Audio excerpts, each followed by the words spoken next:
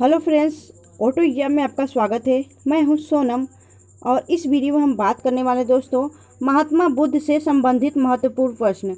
तो हाँ जी दोस्तों, महात्मा बुद्ध जो है उनसे संबंधित जो भी महत्वपूर्ण प्रश्न हैं उसको इस वीडियो में हम कवर करने वाले हैं दोस्तों। यह वीडियो आपके लिए काफ़ी इम्पोर्टेंट होने वाला है, काफ़ी यह ट्रेंडिंग टॉपिक है फ्रेंड्स, तो इसलिए वीडियो के अंत तक बने रहिएगा और वीडियो को पूरा फ्रेंड्स देखना, क्योंकि इससे रिलेटेड क्वेश्चन आपके एग्जाम में देखने को मिलते हैं। यह काफ़ी कॉमन टॉपिक है, इसलिए यह आपके एग्जाम में देखने को मिलते हैं इससे रिलेटेड प्रश्न। ठीक है, तो फ्रेंड्स अगर आप हमारे चैनल पे नए हैं, चैनल अभी तक सब्सक्राइब नहीं किया तो प्लीज़ चैनल सब्सक्राइब करना ऑटो एग्जाम्स को, और तो अपनी सोनम मैम के साथ वीडियो के अंत तक बने रहिएगा। तो चलिए चलते हैं आगे। महात्मा बुद्ध का परिचय। तो दोस्तों ये है भाई महात्मा बुद्ध, इनको देख लीजिए। और महात्मा बुद्ध का जो परिचय है, सामान्य परिचय, पहले उसको जानेंगे, फिर उससे रिलेटेड हम क्वेश्चन कवर करेंगे। ठीक है, चलिए आगे चलते हैं।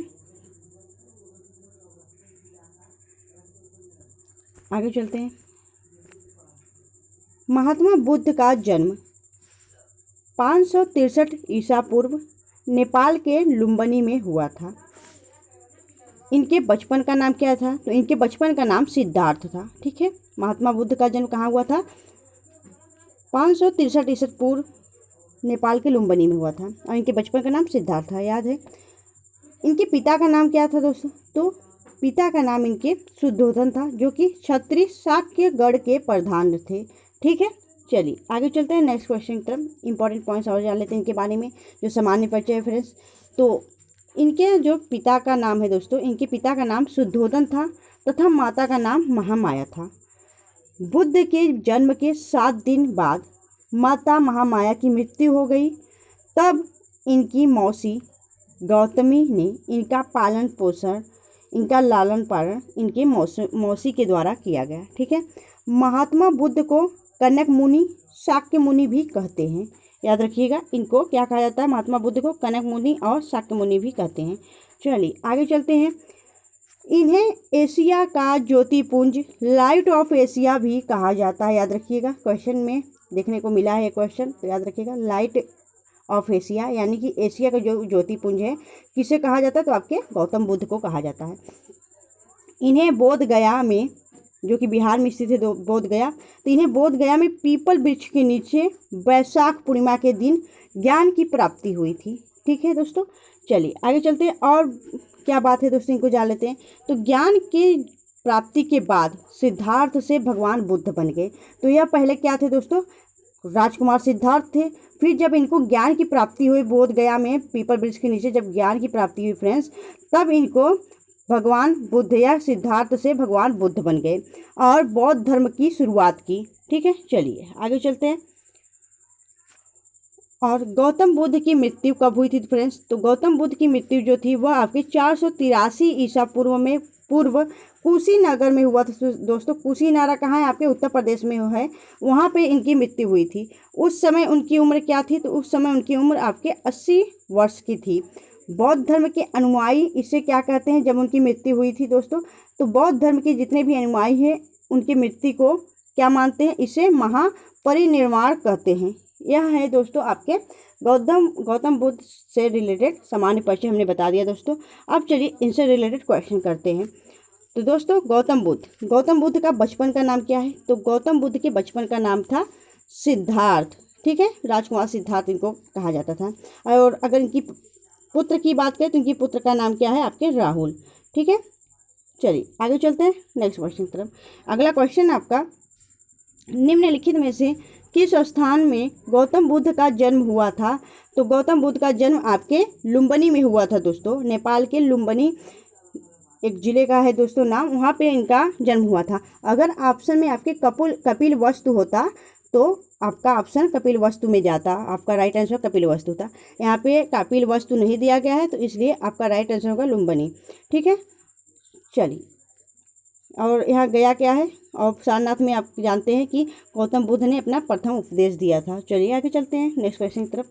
अगला क्वेश्चन आपका, गौतम बुद्ध ने किस स्थान पर महापरिनिर्वाण प्राप्त किया था? तो गौतम बुद्ध ने नगर में, जो कि उत्तर प्रदेश में स्थित है, वहाँ पर इन्हें ज्ञान की प्राप्ति यहाँ पे इनकी मृत्यु हुई थी। और जिन्हें महापरिनिर्वाण कहते हैं, तो गौतम बुद्ध की जो स्थान है, किस स्थान में महापरिनिर्वाण करता है, आपके कुशीनगर को कहा जाता है, याद रखिएगा। ये ऑप्शन आपका राइट ऑप्शन होगा। चलिए आगे चलते हैं नेक्स्ट क्वेश्चन की तरफ।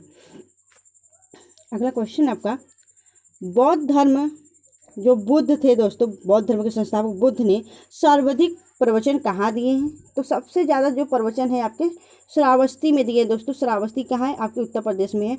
वहाँ पर गौतम बुद्ध के द्वारा सबसे ज़्यादा उपदेश दिए गए हैं।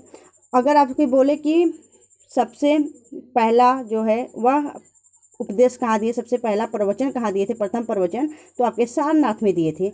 अगर आपसे क्वेश्चन बने कि सबसे अधिक उपदेश कहाँ दिए, तो श्रावस्ती आपका राइट ऑप्शन होगा। और अगर आपसे क्वेश्चन बने कि सबसे अंतिम उपदेश कहाँ दिए थे, तो आपके कुशीनगर में दिए थे। ठीक है, चलिए आगे चलते हैं नेक्स्ट क्वेश्चन की तरफ। अगला क्वेश्चन आपका, भगवान बुद्ध के पुत्र का नाम क्या था? तो भगवान बुद्ध के पुत्र का नाम था आपके राहुल। चलिए आगे चलते हैं नेक्स्ट क्वेश्चन की तरफ।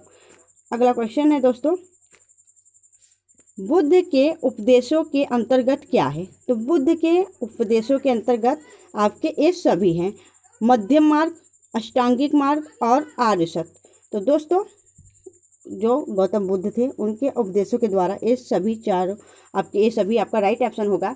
तो इनके द्वारा दोस्तों चार आर्य सत्य क्या थे? तो चार आर्य सत्य थे आपके, दुख, कि संसार में दुख है, यह मानना था कि संसार में दुख है।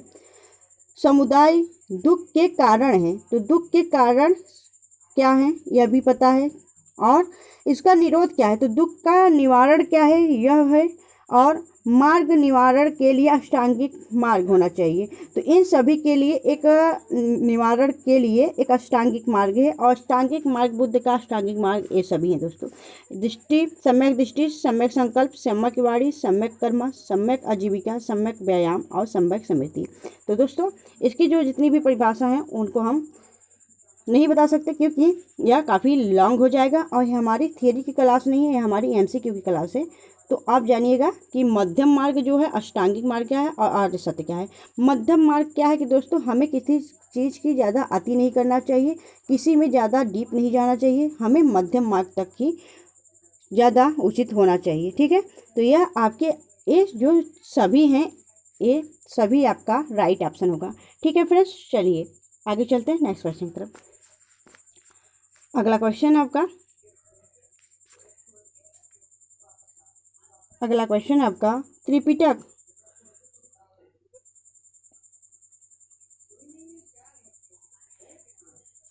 त्रिपिटक निम्नलिखित में से किससे संबंधित है? तो त्रिपिटक जो है आपके किससे संबंधित है दोस्तों? बौद्ध धर्म से संबंधित है। बौद्ध धर्म से संबंधित यह आपका है त्रिपिटक। यह इंपॉर्टेंट है, इसको जान लेते दोस्तों। तो बौद्ध धर्म की प्रमुख ग्रंथ है त्रिपिटक, और जो कि पाली भाषा में लिखा गया है फ्रेंड्स। और पहला क्या है? पहला है सूत पिटक। जो त्रिपिटक है वह 3 भागों में विभाजित है। कौन कौन सा? तो पहला है सूत पिटक, दूसरा है विनय पिटक और तीसरा है अभिधम्म पिटक। यह ग्रंथ पाली भाषा में रचित है। यह किससे संबंधित है? आपके बौद्ध धर्म से संबंधित है। ठीक है, चलिए आगे चलते हैं। तो फ्रेंड्स ये देख लीजिए, ये है हिस्ट्री की प्रमुख घटनाएं और आंदोलन वाली वीडियो, और यह वीडियो आपके डिस्क्रिप्शन बॉक्स में लिंक है, जाकर देख लीजिएगा, इम्पॉर्टेंट है आपके एग्जाम के लिए फ्रेंड्स। चलिए आगे चलते हैं। अगला क्वेश्चन आपका, गौतम बुद्ध ने अपना प्रथम उपदेश कहाँ दिया था? तो अपना प्रथम उपदेश आपके सारनाथ में दिया था। सारनाथ कहाँ स्थित है दोस्तों? तो यह आपके वाराणसी जिले में स्थित है सारनाथ। वहाँ पे गौतम बुद्ध ने अपना प्रथम उपदेश दिया था। चलिए आगे चलते हैं नेक्स्ट क्वेश्चन की तरफ। अगला क्वेश्चन आपका, बौद्ध धर्म के त्रिरत्न अवधारणा के अंतर्गत निम्न में से क्या सम्मिलित नहीं है? तो राइट आंसर होगा आपका निर्वाण सम्मिलित नहीं है दोस्तों। डी ऑप्शन आपका राइट आंसर होगा। बौद्ध धर्म के 3 रत्न अवधारणा के अंतर्गत कौन कौन से हैं आपको बता दें। इसमें सम्मिलित नहीं है पूछा तो आपका निर्माण नहीं है। बाकी जो संघ है, धम्म है और बुद्ध है, यह सभी बौद्ध धर्म के 3 रत्न से संबंधित हैं। ठीक है, याद रखिएगा। तो आपका डी ऑप्शन राइट ऑप्शन होगा कि निर्वाण नहीं है। ठीक है, चलिए आगे चलते हैं नेक्स्ट क्वेश्चन की तरफ। अगला क्वेश्चन आपका, बौद्ध धर्म के महायान और हीनयान संप्रदायों में मौलिक अंतर क्या है? तो दोस्तों मौलिक अंतर जो है महायान और हीनयान जो कि बौद्ध धर्म से संबंधित हैं, तो इन सब संप्रदाय जो है इनमें मौलिक अंतर क्या है? तो राइट आंसर होगा मूर्ति पूजा। सी ऑप्शन आपका राइट आंसर होगा। मूर्ति पूजा जो है दोस्तों वह महायान और हीनयान से संप्रदायों में मौलिक अंतर है। इसको जान लेते दोस्तों। महात्मा बुद्ध की मृत्यु के बाद बौद्ध धर्म 2 पंथों में विभाजित हो गया, मतलब बट गया, यानी हीनयान और महायान। तो हीनयान महायान में 2 पंथों में विभाजित हो गया। जहाँ हीनयान बुद्ध की मूल शिक्षा का अनुसरण करते हैं वे मानते हैं, जैसे कि जो हीनयान व्यक्ति हैं वह जानते हैं जो कि गौतम बुद्ध एक महान पुरुष हैं और उनके जो द्वारा दिए गए मूल शिक्षा है वह उनका अनुसरण करते हैं, उन्हें भगवान नहीं मानते दोस्तों, ठीक है। और जो महायान व्यक्ति हैं वह मूर्ति पूजा में विश्वास रखते हैं। यह आत्मा अनुशासन और ध्यान के माध्यम से व्यक्तिगत मुक्ति पर जोर देते हैं। यह उनको भगवान मानते हैं और उनकी मूर्ति की पूजा करते हैं, मूर्ति से विश्वास रखते हैं। तो मेन जो दोस्तों मौलिक अंतर है वो आपका मूर्ति पूजा है, याद रखिएगा। चलिए आगे चलते हैं नेक्स्ट क्वेश्चन की तरफ। अगला क्वेश्चन आपका, किस शासक के काल में चतुर्थ बौद्ध संगति का आयोजन हुआ था? तो किस शासन के काल में बौद्ध चतुर्थ संगति का आयोजन हुआ था दोस्तों? तो राइट आंसर होगा आपका आपके कनिष्क में हुआ था दोस्तों। आपका बी ऑप्शन राइट आंसर होगा। तो कनिष्क चौथा जो चतुर्थ बौद्ध संगति का आयोजन कुषाण सम्राट कनिष्क के शासनकाल में लगभग 120 से 144 ईस्वा में हुई। यह संगति कश्मीर के कुंडलवन फ्रेंच, तो कुंडलवन में आयोजित की गई थी। इस संगति के अध्यक्ष वसुमित्र एवं उपाध्यक्ष अश्वघोष थे। याद रखिएगा जो चतुर्थ बौद्ध संगति थी वो कहाँ हुई थी? आपके कुंडलवन जो कि कश्मीर में स्थित है वहाँ पे हुआ था। चलिए आगे चलते हैं नेक्स्ट क्वेश्चन की तरफ। अगला क्वेश्चन आपका, गौतम बुद्ध का जन्म कब हुआ था? तो गौतम बुद्ध का जन्म आपके कहाँ हुआ था दोस्तों? तो 563 ईसा पूर्व हुआ था, यानी कि 563 ईसा पूर्व BC में हुआ था, ठीक है। चलिए आगे चलते हैं नेक्स्ट क्वेश्चन की तरफ। अगला क्वेश्चन आपका, बुद्ध की मृत्यु के पश्चात प्रथम बौद्ध संगति का अध्यक्षता किसके द्वारा की गई थी?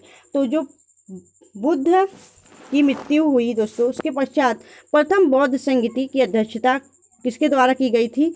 तो राइट आंसर होगा दोस्तों यह आपके महाकश्यप के द्वारा। ए ऑप्शन का राइट आंसर होगा, महाकश्यप के द्वारा की गई थी। यहाँ पे देख लेते हैं दोस्तों जो प्रथम बौद्ध संगति थी वह स्थान कहाँ पे है? आपके राजगिरी सप्तपर्णी गुफा जो है दोस्तों राजगिरी में प्रथम बौद्ध संगति हुई थी। समय क्या था दोस्तों? तो 483 BC यानी कि बिफोर क्राइस्ट में हुआ था। इसके अध्यक्ष जो थे आपके महाकश्यप थे। शासन किस शासन काल में हुआ था दोस्तों? तो अजातशत्रु के शासन काल में हुआ था। अजातशत्रु हर्यक वंश के राजा थे, उनके शासन काल में हुआ था। और उद्देश्य क्या था दोस्तों? तो प्रथम बौद्ध संगति का उद्देश्य था आपके बौद्ध के उपदेशों को 2 पिटकों यानी कि विनय पिटक और सूत पिटक में संकलित करना। बुद्ध के शिष्य आनंद ने सूत पिटक का संकलन किया और उपाली जो थे दोस्तों उपाली ने विनय पिटक का संकलन किया। संकलन का मतलब होता है दोस्तों किसी भी बिखरी हुई चीज़ को एकत्रित करना। तो उनके द्वारा जो उपदेश दिए गए थे उनको एकत्रित करने को संकलन कहा जाता है, याद रखिएगा। चलिए आगे चलते हैं नेक्स्ट क्वेश्चन की तरफ। अगला क्वेश्चन आपका, बौद्ध द्वारा भिक्षुणी के रूप में स्त्रियों के प्रवेश की अनुमति किसके आग्रह पर दी गई थी? तो दोस्तों जो बौद्ध द्वारा भिक्षुणी थी तो उनके द्वारा जो अनुमति जो प्रवेश थी भिक्षुणी के जो रूप में स्त्रियों के प्रवेश की अनुमति थी उस किसके आग्रह पर दी गई थी? तो आपके आनंद के आग्रह पर दी गई थी दोस्तों। बी ऑप्शन आपका राइट आंसर होगा। आप जानते हैं कि जो गौतम बुद्ध थे उनके आनंद काफ़ी परम शिष्य थे, तो उनके कहने पर स्त्रियों का भी प्रवेश अनुमति दिया गया कि पुरुष और स्त्री में कोई भेदभाव नहीं रखा गया, ठीक है। चलिए आगे चलते हैं नेक्स्ट क्वेश्चन की तरफ। अगला क्वेश्चन है आपका, अनात्मकवाद सिद्धांत है? तो अनात्मवाद सिद्धांत है क्या? तो राइट आंसर होगा आपका बौद्ध दर्शन से है दोस्तों, बौद्ध दर्शन से है अनात्मवाद का सिद्धांत। अनात्मवाद मतलब आत्मा की सत्ता को स्वीकार न करना या शरीर के अंत के साथ आत्मा का नाश मान लेना। तो दोस्तों अनात्मवाद का मतलब था कि जब शरीर का अंत हो जाता है, शरीर खत्म हो जाता है, तो आत्मा भी खत्म हो जाती है। ठीक है, जिस दर्शन को आत्मा के अस्तित्व को निषेध कर दिया गया, जो इस दर्शन में आत्मा के नहीं माना जाता है, उसका निषेध कर दिया गया है, उसको अनात्मवादी दर्शन कहते हैं। इसमें आत्मा को नहीं माना जाता दोस्तों। जब शरीर नष्ट हो जाता है तो उसके साथ आत्मा भी नष्ट हो जाती है। याद रखिएगा, यह अनात्मवाद सिद्धांत है जो कि बौद्ध दर्शन से संबंधित है। याद रखिएगा। चलिए आगे चलते हैं। नेक्स्ट क्वेश्चन है आपका, बौद्ध और जैन धर्म दोनों में निम्नलिखित में से कौन सा तत्व समान है? तो दोस्तों राइट आंसर होगा आपका त्रिरत्न। त्रिरत्न जो है आपके बौद्ध धर्म, जैन धर्म और दोनों में यह समान है। याद रखिएगा। चलिए आगे चलते हैं नेक्स्ट क्वेश्चन की तरफ। अगला क्वेश्चन आपका, निम्नलिखित में से कौन सा शासक ने बौद्ध मत में योगदान नहीं दिया था? तो बौद्ध जो मत था उसमें योगदान किसने नहीं दिया था? तो पुष्यमित्र शुंग जो थे, उन्होंने इसकी आलोचना कर रहे थे और इन्होंने काफ़ी बौद्ध भिक्षुकों की मृत्यु कर दी थी दोस्तों। तो पुष्यमित्र इससे संबंधित नहीं है, इन्होंने बौद्ध मत में कोई योगदान नहीं दिया। तो राइट आंसर होगा पुष्यमित्र शुंग। और बाकी अशोक, कनिष्क, हर्षवर्धन यह सभी बौद्ध धर्म से संबंधित हैं, बौद्ध मत से संबंधित हैं। चलिए आगे चलते हैं। नेक्स्ट क्वेश्चन आपका, क्षणिकवाद का प्रतिपादन किसने किया? तो क्षणिकवाद का प्रतिपादन आपके किसने किया था दोस्तों? तो राइट आंसर होगा बुद्ध के द्वारा क्षणिकवाद का प्रतिपादन किया गया। बुद्ध ने स्वयं अनित्यवाद के सिद्धांत का प्रतिपादन किया था। क्षणिकवाद के अनुसार विश्व की प्रत्येक वस्तु अस्तित्व क्षण मात्र के लिए ही रहता है। तो यह बुद्ध के द्वारा स्वीकार किया गया दोस्तों कि विश्व का जो प्रत्येक वस्तु है वह क्षण मात्र ही रहता है, ऐसा कहना है दोस्तों। तो यह क्षणिकवाद का जो प्रतिपादन है आपके किससे संबंधित है? आपके बुद्ध से। चलिए आगे चलते हैं। नेक्स्ट है दोस्तों, अलार कलाम कौन थे? तो अलार कलाम आपके बुद्ध के गुरु थे। याद रखिएगा, अलार कलाम। चलिए आगे चलते। नेक्स्ट क्वेश्चन आपका,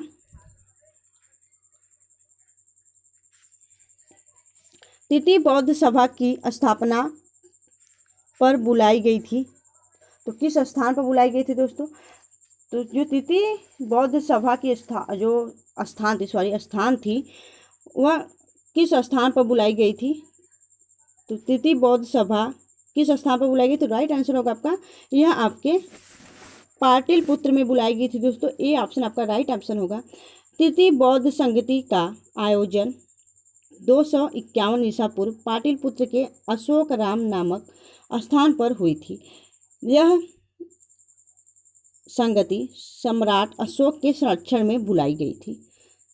चलिए तो दोस्तों हमने पूरे 20 क्वेश्चन कवर कर लिए। अब हम देखेंगे क्या, वन लीनियर फॉर्मेट में। ठीक है, तो सम वन लीनियर फॉर्मेट में देखेंगे कुछ। चलिए आगे चलते हैं। देखिए ये लोग आप लोग हैं और ज़्यादा सोचने की ज़रूरत नहीं है, इसे पढ़ने की ज़रूरत है, क्योंकि इससे रिलेटेड जो भी क्वेश्चन आते हैं आपके एग्जाम में उसे कवर करना काफ़ी इंपॉर्टेंट है। इसलिए इससे रिलेटेड जो भी क्वेश्चन आपके एग्जाम में बनते हैं, अगर आप इस वीडियो को पढ़ते हैं तो आप ज़रूर उसे अचीव कर सकते हैं। तो फ्रेंड्स इस वीडियो को पूरा देखना और वीडियो के अंत तक बने रहिएगा। वीडियो अच्छी लगे और हेल्पफुल लगे तो प्लीज़ वीडियो को लाइक करना, जिससे हमें भी मोटिवेशन मिले आपके लिए ऐसी कंटेंट के साथ वीडियो लाने की। तो फ्रेंड्स अपने सोनम मैम का अगर कंटेंट और उनकी मेहनत अच्छी लग रही है तो प्लीज़ वीडियो को लाइक करना। चलिए फ्रेंड्स तो वन लीनियर फॉर्मेट देख लेते हैं। बौद्ध ग्रंथ पिटकों की रचना किस भाषा में हुई थी? तो राइट आंसर होगा आपका पाली भाषा में हुई थी बौद्ध ग्रंथ पिटकों की रचना। और कौन कौन से पिटक है आपके? सूत पिटक, विनय पिटक और अभिधम्म पिटक। चलिए क्वेश्चन है आपका, कश्मीर में कनिष्क के राजा जो बौद्ध संगति आयोजित हुई थी उसकी अध्यक्षता किसने की थी? तो आपके वसुमित्र ने की थी। ठीक है, चलिए मठ, मंदिर और स्तूप किस धर्म से जुड़े हैं? तो बौद्ध धर्म से जुड़े हैं आपके मठ, मंदिर और स्तूप। चलिए आगे चलते हैं। अगला क्वेश्चन आपका, बुद्ध के जीवन की किस घटना को तो दोस्तों बुद्ध के जो जीवन की घटना है, किस घटना को महाविनिष्क्रमण के रूप में जाना जाता है? तो आपके राइट आंसर होगा आपके गृह त्याग को महाविनिष्क्रमण कहा जाता है। और गृह त्याग, जो बुद्ध जब गृह त्यागे थे तो 29 वर्ष की आयु में, तो उनका जो गृह त्याग का प्रतीक था वह क्या था दोस्तों? आपकी घोड़ा था। उनके जीवन की जो घटना हुई थी वह सब संबंधित है किसी न किसी चीज़ से, तो उनकी जो गृह त्याग थी वह आपके घोड़े से संबंधित थी, ठीक है। और उनके गर्भ की जो प्रतीक था वो क्या था? आपके हाथी था, ठीक है। चलिए, और उनके जन्म का प्रतीक कमल व सार था। चलिए आगे चलते हैं। नेक्स्ट क्वेश्चन आपका, किस राजा के अभिलेख से सूचना मिलती है कि शाक्य मुनि बुद्ध का जन्म लुम्बिनी में हुआ था? तो सम्राट अशोक के अभिलेख जो है उससे सूचना मिलती है कि शाक्य मुनि बुद्ध का जन्म लुम्बिनी में हुआ था। बुद्ध ने सर्वाधिक उपदेश कहाँ दिए थे? तो सर्वाधिक उपदेश आपके श्रावस्ती उत्तर प्रदेश में सर्वाधिक उपदेश दिए थे दोस्तों। सारे इंपॉर्टेंट क्वेश्चन है दोस्तों, याद रखिएगा। चलिए नेक्स्ट क्वेश्चन आपके, किस शासक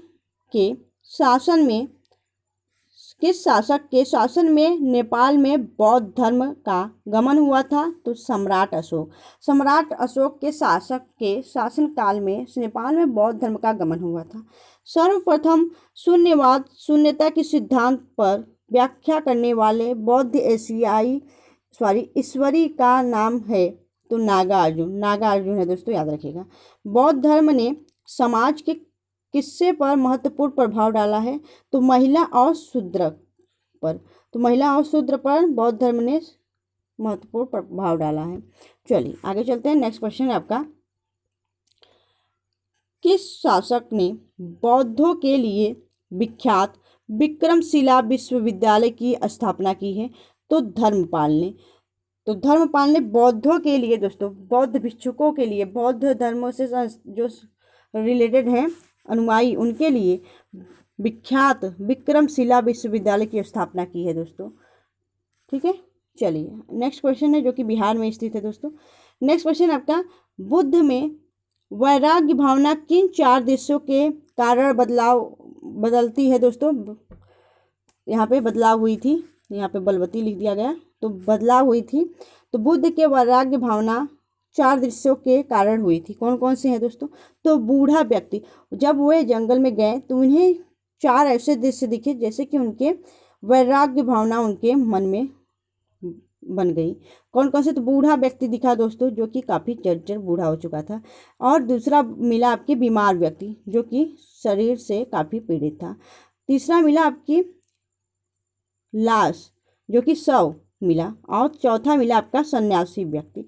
तो सन्यासी व्यक्ति को देखकर, इतने सारे को देखकर उनके मन में विचार आया कि वैराग्य भावना में ही जीवन व्यतीत करना है।